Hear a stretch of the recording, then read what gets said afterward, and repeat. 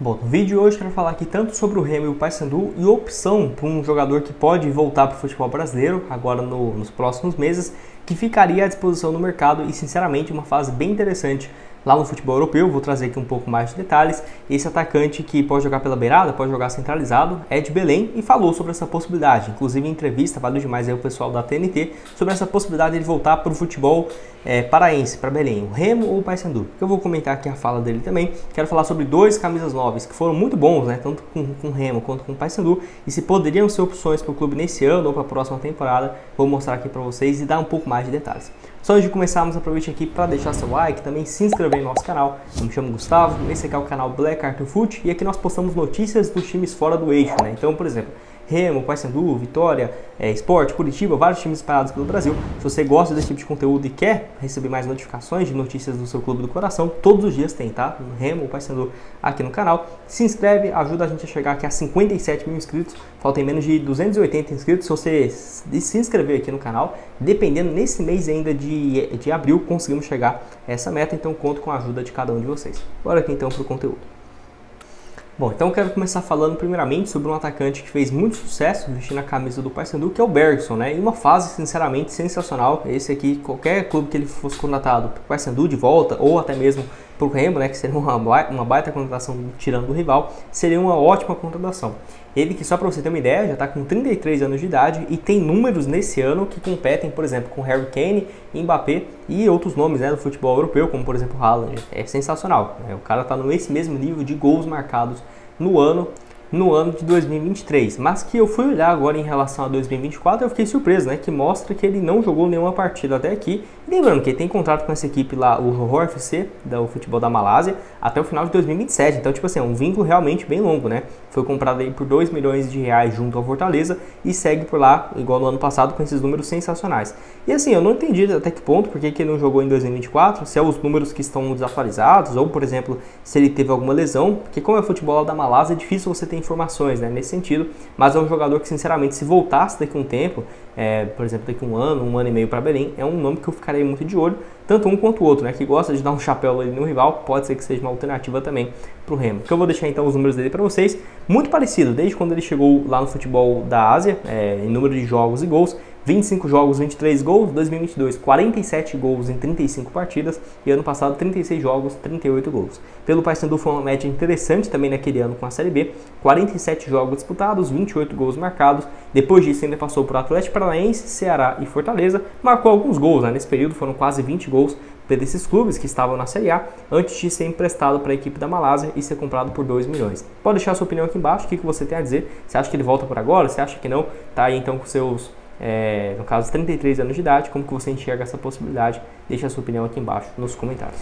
Antes de dar sequência aqui no nosso vídeo, tenho um recado também para vocês da Máxima FC, onde eu vou deixar aqui, ó, montando a minha seleção e a minha escalação para esse final de semana no Campeonato Brasileiro, totalmente gratuita. Você coloca aqui o seu palpite, o seu jogador, quem pontuar mais vai receber uma fatia dessa premiação de R$1.000 gratuitamente, tá? Então assim, você vai aqui, seleciona os jogadores que você quer. Então, por exemplo, eu tô de olho nesses jogos, Internacional, Atlético Goianiense, também Cruzeiro e Vitória, tem ali Corinthians jogando em casa. Eu vou aqui escalando meus jogadores e coloquei algumas opções, tanto titular, na linha, no ataque, no gol e nos reservas. E aí, dependendo da pontuação, eu ficando aqui no ranking, eu vou receber uma premiação. Por exemplo, é só o primeiro colocado que recebe R$1.000? Não, geralmente tem 15, 20, 25 premiados e você vai receber uma fatia, por exemplo, R$20, 25, 30, 40, 50 nessa premiação, e é gratuitamente, tá, gente?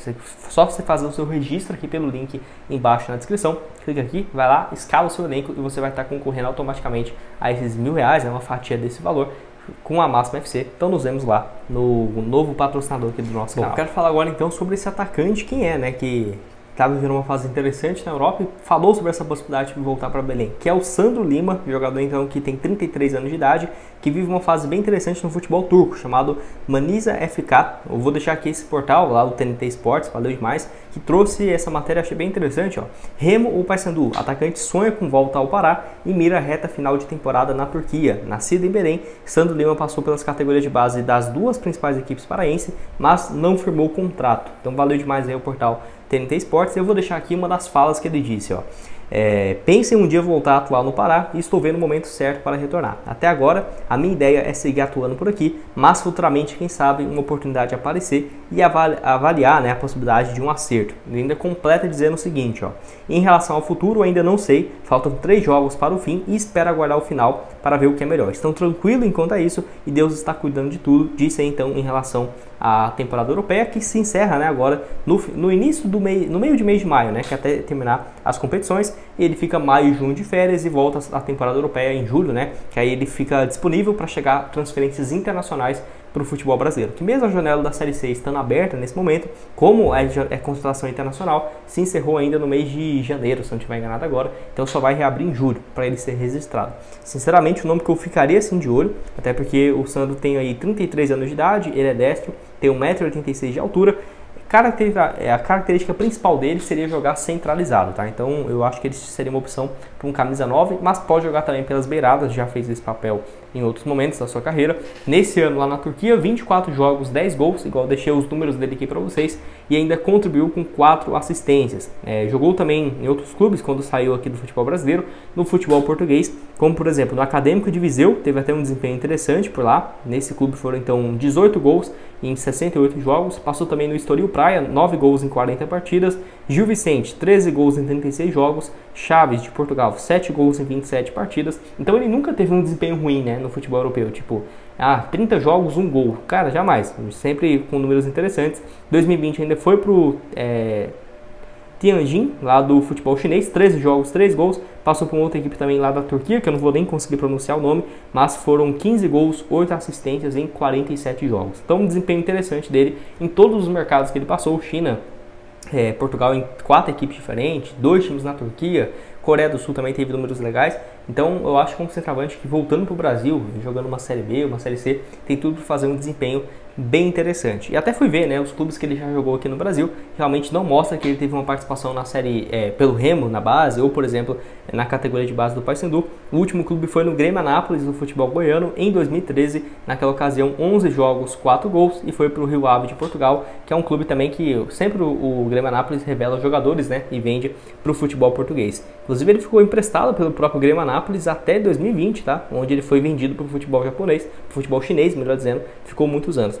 Também jogou em outros clubes, como Independente de Tucuruí, Grêmio Anápolis e Goiatuba. Então, fora o ACEV também, é um clube, se eu não estiver enganado agora, goiano. Então, pode deixar sua opinião aqui embaixo nos comentários. O que você acha do Santos? Já tinha ouvido falar nele ou não? E esses números legais, né? Pô, 10 gols em 24 jogos e mais 4 assistências, eu acho bem interessante e que vai estar disponível no mercado, falando claramente, né, nesse desejo dele de voltar a atuar em Belém. Acho que pode ser, sim, uma boa opção.